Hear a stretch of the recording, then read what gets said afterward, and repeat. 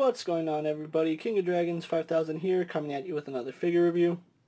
Today we'll be having a look at the Mcfarlane Toys Mortal Kombat Scorpion Gamestop exclusive edition. And so here we have Scorpion posed and out of the packaging. Before we have a look at the figure, let's actually take a look at what Scorpion comes with. Scorpion does come with the same array of accessories that we got with the initial release, with a couple of differences. He does come with a katana with a green blade, which does look nice. He also does come with his wakizashi, which also does have a green blade. Both the katana and the wakizashi do fit in the scabbard, so that looks really good. He also does come with a spear with a new head. It's completely different than the original release for Scorpion, which I do like that. And finally, he does come with the Mortal Kombat Mcfarlane base. Unfortunately, Scorpion here doesn't come with anything else, so with that out of the way, let's actually take a closer look at Scorpion. So here we have a closer look at Scorpion, and I do have to say, I love the face that this figure has on now. He is a 99% retool, or resculpting, recolor, whatever you want to call it, of the initial release for Scorpion, with the 1% being his mask. That mask is completely different from the Scorpion that we got in the standard line. Really love the gold paint that they went with. It looks really nice. The white on the teeth does look pretty good. It is a little bit sloppy in some areas, but it still looks nice.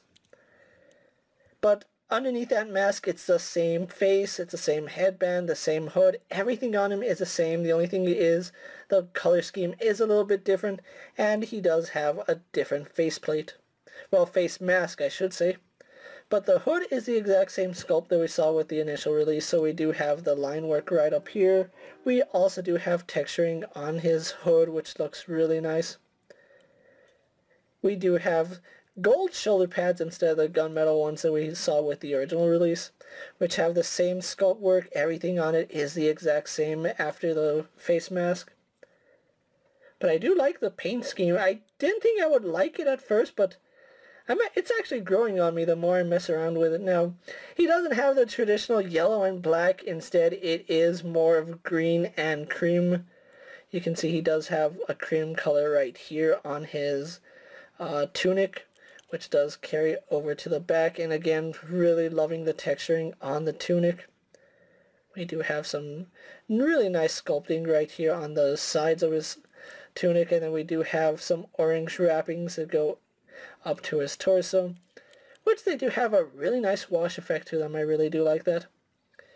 We do have some gold armaments along his arms, so we do have here the gauntlets, which have really nicely detailed buckles. You can see that the buckles are nicely painted.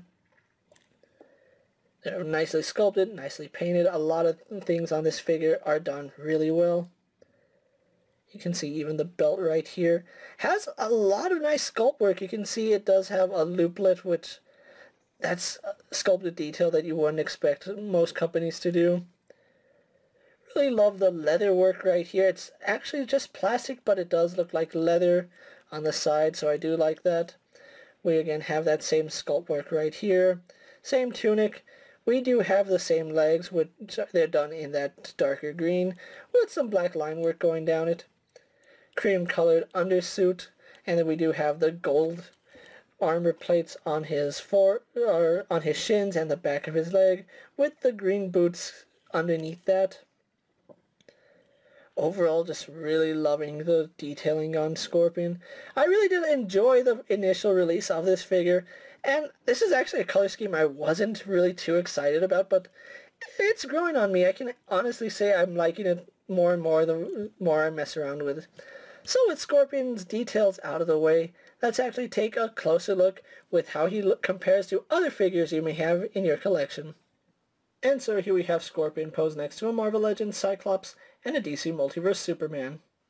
Here we have Scorpion posed next to a WWE Elite Scale figure and a Mezco 1/12 Collective Popeye the Sailor Man. Here we have Scorpion posed next to a Lightning Collection White Ranger and a Star Wars Black Series Mandalorian. Here we have Scorpion posed next to a Storm Collectibles Mortal Kombat 2 Sub-Zero and a Mortal Kombat 3 Scorpion. And finally, here we have the GameStop exclusive Scorpion posed next to the standard release Scorpion. So with the comparisons out of the way, let's actually have a look at his articulation. Now, Scorpion here does have the exact same articulation as the initial release. We do have a ball joint connecting his face to a T-joint which connects to the hood as well. So the face does move up. I don't know if you can see up there, but there is a T-joint coming up with part of it going into his head or into his face and then part of it going into the back of his hood. So we do get some upwards looking mobility, but you can actually see inside it, so do be aware of that. Because of the way it is designed, he really can't tilt his head in the traditional sense. You kind of have to get in there and tilt it. It's a lot of work. His head or his face does rotate on that ball joint. We do have a swivel at the neck, but because of his shoulder pads right here, it does hinder a lot of articulation. We do have a butterfly joint, which really doesn't work too much. It does go back about that far. Goes forward about that far, so not the best movement. Arms do go up all the way. They would do a full 360 if it wasn't for his shoulder pads. As far as going all the way up, that's about how high you can raise them before the shoulder pads get in the way. And going backwards, about the same. So really limited on the shoulder mobility, which we kind of figured. Bicep swivel works no problem. We do have a double bend in the elbow. It's a little bit stiff on mine, but it still does work. We do have a ball hinge in the wrist, so we do have rotation on that joint. You can swivel it so it has up and down movement, or you can rotate that joint to have in and out movement. And of course, we do have swivel on that peg. We do have a torso joint right here in the middle of Scorpion's chest, unfortunately. His tunic is really thick and it's not the softest material, so there's no movement there. We do have a ball joint right down here in the lower torso, which does rotate and doesn't tilt all too well, so mainly you're going to be using it for a little bit of crunch, a little bit of going back, and a little bit of swivel. Legs do kick up all about that far. If his tunic wasn't so thick, it would get better range. Going to the back, gets a lot better range going back than it does forward. Going out, we do almost get all the way out. I believe he does have a thigh swivel. Yes, we do have a thigh swivel up high. We do have double bend in the knee, goes up to about there. We do have rotation at the knee. So if you don't want to use the thigh swivel, we do have rotation down here. Nothing in the boot, but we do have a ball hinge in the ankle, so that does hinge forward and back. You can turn the ankle and then have side-to-side movement. And then we do have forward-facing pin for rocker ankle. And then we do have a toe joint, which works pretty well. Overall, Scorpion is still a pretty impressive figure. So with that out of the way, guys, let's actually get him posed for my final thoughts. And then we'll wrap up this review. And so here we have the Mortal Kombat 11 GameStop exclusive Scorpion pose for my final thoughts. Overall, this is a repaint that I'm perfectly okay with the colors here.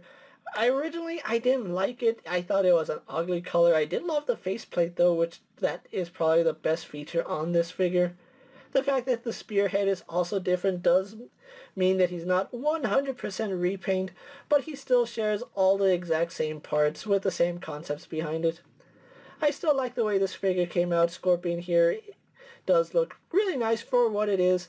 If you can't find the initial release, I'm pretty sure GameStop will have these exclusive figures, especially in time for the holidays. If you are looking for a Scorpion, he does look really nice next to Sub-Zero, and they're both available only at GameStop, so if you want the Ice Clone Sub-Zero, or this Player 2 version, as I'm going to call it, Scorpion, you do have to go to GameStop for them now. They are available online or at your local GameStop, which they will run you about $22.99. That's about what I paid for mine. I think either they underpriced these or they just had the wrong tags on. Either way, $22.99 is exceptional for these two figures. With that being said, guys, I'm KingofDragons 5000.